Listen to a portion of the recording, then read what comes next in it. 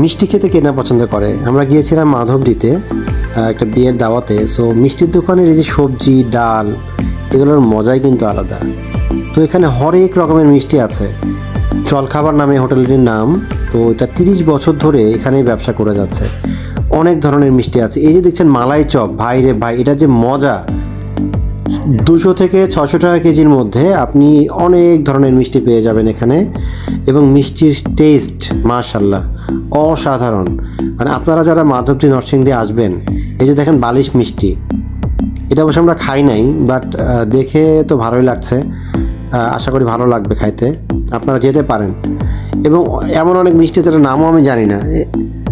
তো 30 বছর ধরে এই দাদা কিংবা দাদারা যে ব্যবসাটা করছে, এখানে নাস্তার ব্যবস্থা আছে, ডিম ভাজি হচ্ছে। আর জিলাপির প্যাচে তো শুধুমাত্র মজা আর মজা। জিলাপির প্যাচে রস আর মজা, ঠিক আছে। জিলাপির প্যাচগুলোতে এখানে রুটি বানানো হচ্ছে। এখানে অবশ্যই স্টাফদের জন্য রান্না হচ্ছে। আর যে জিলাপিটা দেখেন, মানে দেখেই তো খেতে ইচ্ছা করে, ঠিক আছে। তো কেমন লাগলো জানাবেন।